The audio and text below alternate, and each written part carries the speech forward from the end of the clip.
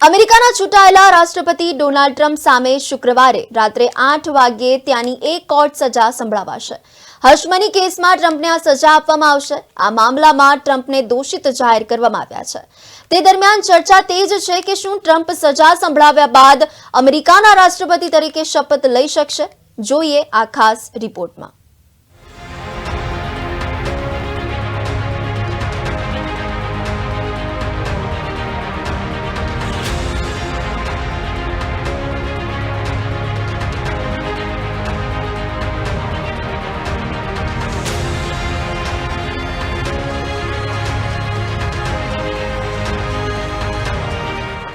અમેરિકાના ચૂંટાયેલા રાષ્ટ્રપતિ ડોનાલ્ડ ટ્રમ્પ સામે શુક્રવારે રાત્રે 8 વાગ્યે ભારતીય સમય મુજબ ત્યાંની એક કોર્ટ સજા સંભળાવશે।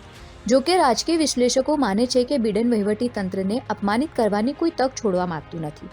રાષ્ટ્રપતિ ટ્રમ્પે જજ પર રાજકીય એજન્ડા હેઠળ કામ કરવાનો આરોપ પણ લગાવ્યો છે।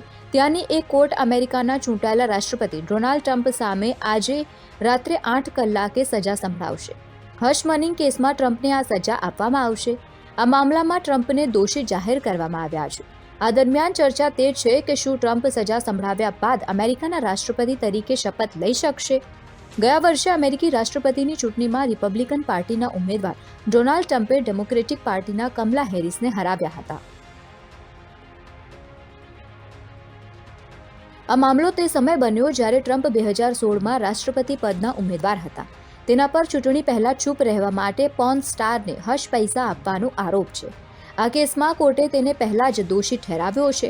જો કે ન્યૂયોર્ક કોર્ટ પહેલાથી જ સ્પષ્ટ કરી ચૂકી છે કે ટ્રમ્પને જેલ મોકલવામાં નહીં આવે, પરંતુ સજા શું હશે તે કોઈને ખબર નથી।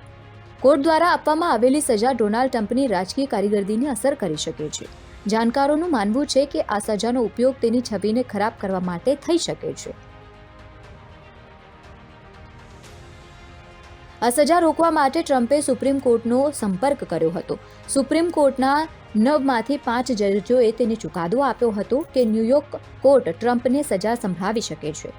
જસ્ટિસ સેમ્યુઅલ અલીટો પણ એવા જજોમાં સામેલ હતા જેમણે ટ્રમ્પના સમર્થનમાં નિર્ણય આપ્યા છે। તેમનું નામ વિવાદોમાં છે। સુનાવણી પહેલા સુપ્રીમ કોર્ટના જજ સેમ્યુઅલ અલીટો અને ટ્રમ્પ વચ્ચે થયેલી વાતચીતના સમાચારના કારણે નવો વિવાદ પણ ઊભો થયો છે।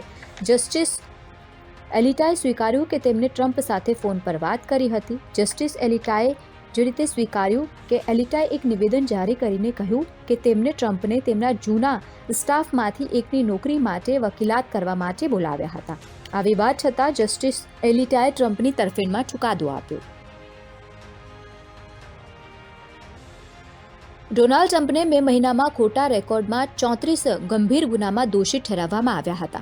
આ પહેલા ટ્રમ્પને 11 જુલાઈએ સજા સંભળાવવાની હતી, પરંતુ સુનાવણીમાં 2 વાર ટાળવામાં આવી હતી। આ પછી હશમની કેસમાં સજાની જાહેરાત રાષ્ટ્રપતિની ચૂંટણી પછી થવાની હતી, પરંતુ તે પછી ટ્રમ્પ ચૂંટણી જીત્યા અને ન્યાયાધીશ માર્ચને સુનાવણી પર વિચાર કરવા માટે રોક લગાવી દીધી। ડોનાલ્ડ ટ્રમ્પે જજ મર્ચરને સમગ્ર કેસ રદ કરવાની અપીલ કરી, પરંતુ જજે તેમની અપીલ ફગાવી દીધી હતી। ટ્રમ્પને 10 જાન્યુઆરીએ યુએસ સમય અનુસાર સવારે 9:30 કલાકે એટલે કે ભારતીય ટાઈમ અનુસાર આજે રાત્રે 8 કલાકે સજા આપવામાં આવશે। ટ્રમ્પને સુનાવણી માટે કોર્ટમાં હાજર રહેવાનો આદેશ પણ આપવામાં આવ્યો છે, જેમાં તેઓ રૂબરૂ અથવા તો વર્ચ્યુઅલી તેમની ઈચ્છા મુજબ દેખાઈ શકે છે। ટ્રમ્પ માટે આ નિર્ણય ખૂબ જ મહત્વપૂર્ણ છે, કારણ કે 10 દિવસ પછી એટલે કે 20 જાન્યુઆરીએ તેઓ બીજી વખત રાષ્ટ્રપતિ પદના શપથ લેવા જઈ રહ્યા છે। જો દોષિત ઠરાવવાથી તેમની છબી અને કાયદાકીય દરજ્જાને અસર થાય છે તો તેમના માટે રાષ્ટ્રપતિ બનવું મુશ્કેલ બની શકે છે।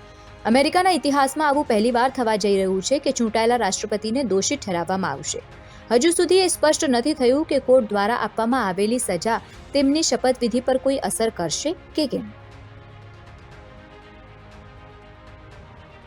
જોકે રાજકીય વિશ્લેષકો માને છે કે બિડેન વહીવટી તંત્ર ટ્રમ્પને અપમાનિત કરવાની કોઈ તક છોડવા માંગતું નથી। રાષ્ટ્રપતિ ટ્રમ્પે જજ પર રાજકીય એજન્ડા હેઠળ કામ કરવાનો આરોપ પણ લગાવ્યો છે।